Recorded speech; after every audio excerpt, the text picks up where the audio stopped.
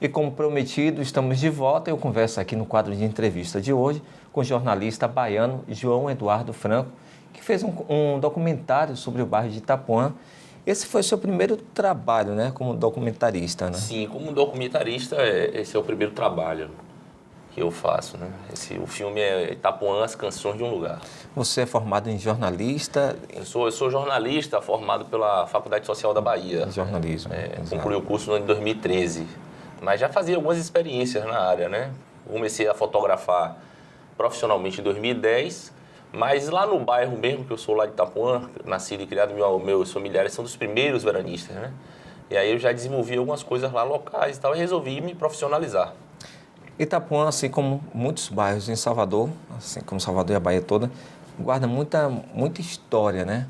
Esse seu interesse é justamente porque você reside lá ou você também quis falar sobre isso também porque reside lá e também vem outros bairros aí para você falar? Bom, não, o que acontece é o seguinte, como você disse, então Itapuã, ela tem uma riqueza cultural, uma memória, vamos dizer assim, artística, né?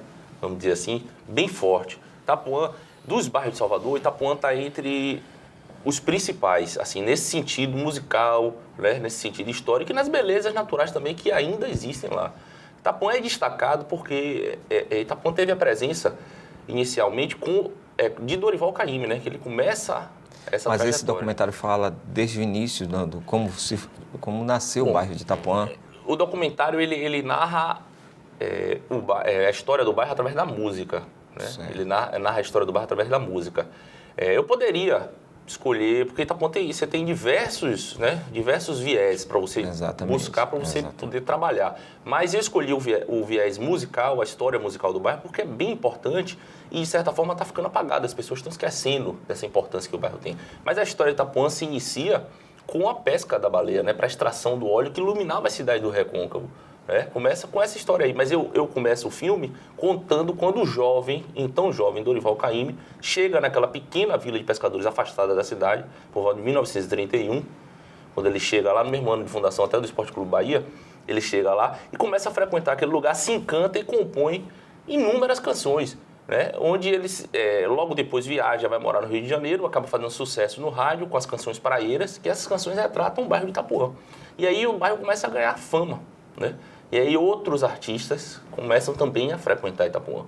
Aí com a Segunda Guerra Mundial tem a construção da estrada, o bairro fica com acesso facilitado, o bairro vai crescendo numa crescente, né? Esse seu documentário, qual a duração dele? Ele agora está um média-metragem, né? Um média. Mas eu estou finalizando ele e transformando ele em um longa, né? E quem é que participa nele? Diversas pessoas. Eu estou com mais ou menos 18 entrevistados. Eu vou falar assim dos nomes que me vêm à memória assim, com mais facilidade e dos que têm mais relevância, né? O poeta Capinã participa desse documentário, o atual secretário de Cultura do Estado da Bahia, o Jorge Portugal, participa desse documentário, os irmãos César Mendes, Roberto Mendes, Toquinho, o grande parceiro de Vinícius de Moraes, que vivenciou essa realidade de Itapuã na década de 70. Jesse, uma das mulheres, né? Foi a 7ª mulher de Vinícius, do nosso Poetinha, né? Eu tenho da família Caymmi, Dori Caymmi, tenho Arnaldo Antunes, que fez uma canção junto com César Mendes, falando de Itapuã, agora numa geração mais recente. Tem também uma presença assim, importantíssima do momento atual do bairro, que são as ganhadeiras de Itapuã, que acabaram de ganhar 2 prêmios nacionais de música no Rio de Janeiro, né? Ganhou o melhor disco regional e melhor grupo lá no Rio de Janeiro, o Prêmio Nacional de Música Brasileira. Quanto tempo você levou para até finalizar esse documentário? Bom, do jeito que ele tá, eu construí em 2 meses. Foi uma coisa assim muito rápido, dinâmica e desgastante também, né? Foi um processo bem duro. E é caro, né? Você contou com algum tipo de patrocínio? Não contei com nenhum tipo de patrocínio. Recurso próprio? Arquei do meu próprio bolso. Peguei um empréstimo no banco e fui, acreditei e fiz. Está aqui, né? Por sinal, é uma questão assim delicada a gente produzir, né? Por mais que as coisas tenham ficado mais em conta, que tenha facilitado com as novas câmeras, as novas tecnologias, fazer cinema, mesmo que seja documental, não é tão barato. E quando a gente faz isso assim de uma maneira espontânea e vamos dizer assim, por amor, por querer levar um pouco dessa história para as outras pessoas, a gente necessita de alguma forma que isso tenha vamos dizer assim, um mínimo de reconhecimento, não para a gente se, vamos dizer assim, vangloriar do que está fazendo, mas que as pessoas possam acessar, porque é um conteúdo interessante, conta uma história, né? E é preciso que isso seja propagado. Para que isso seja propagado, a gente precisa de incentivo, né? Tem um ponto alto desse documentário, um ponto que você acha mais interessante, hein? Bom, o documentário ele é uma abordagem histórica. A gente está vendo as imagens aí, pode continuar falando. Tá. Então, o documentário ele tem uma abordagem histórica, né?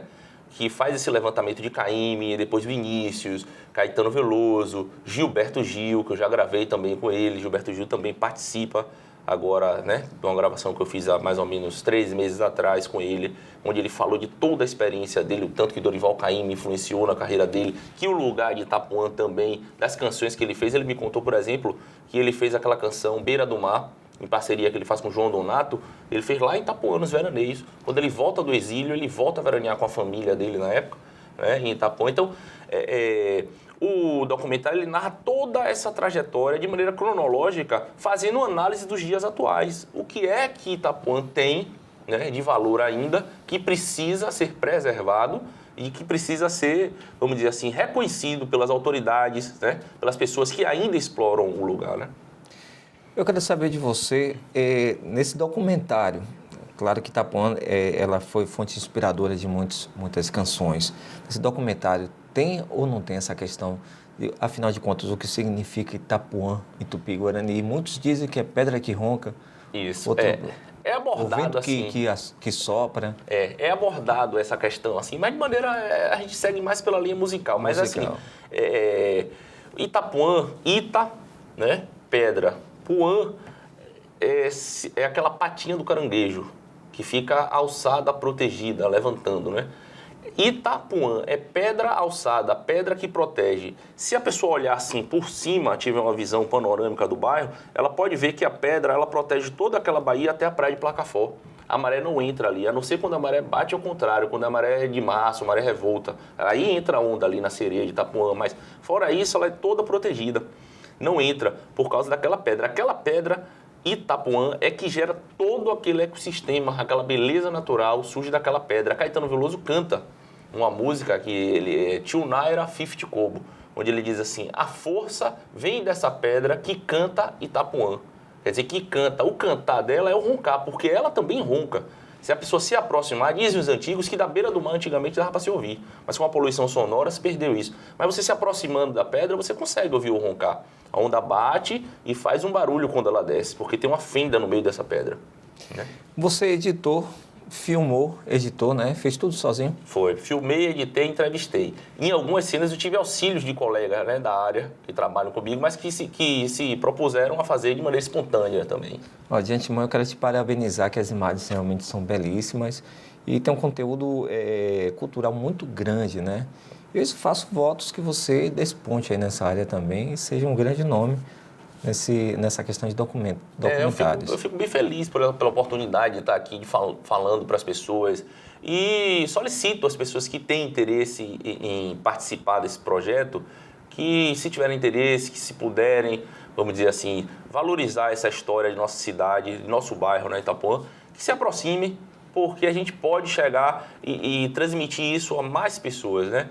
Solicitar aí também do governo do estado, das autoridades, que dê um auxílio a isso aí para a gente fazer uma distribuição nas escolas, para os alunos poderem alcançar esse conteúdo, porque nós temos uma cultura rica e que precisa ser divulgada, que está ficando esquecida, e essa Itapuã não pode ficar esquecida dessa forma. Eu não assisti o documentário todo, mas algumas cenas que eu vi, eu já fiquei bastante fã do seu trabalho. Espero que você faça esse documentário também se estenda mais ainda para outros bairros, para Salvador inteiro, para outras cidades também e, por fim, até a Bahia, né, como geral, que merece ser homenageada também, porque a gente é um berço de cultura muito forte. Que você possa, enfim, contar também com o patrocínio do governo estadual, né, que afinal tem verba para a cultura também. A prefeitura, né? O nosso prefeito também atual.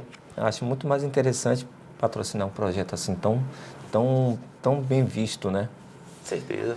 E quem quiser também assistir, conhecer mais o seu trabalho, como é que faz? Pode acessar uma página que nós temos no Facebook, é Itapuã, As Canções de um Lugar. Lá tem alguns conteúdos, as entrevistas, eu pretendo ainda entrevistar algumas pessoas, então lá tem alguns conteúdos do filme, fotografias, trecho do filme tá lá. Ou no YouTube também, a pessoa colocando assim, Itapuã, as canções de um lugar, encontra também. Agora Itapuã com U Atil. Ok, muitíssimo obrigado. O CNT Notícia vai para um rápido intervalo, mas volta já.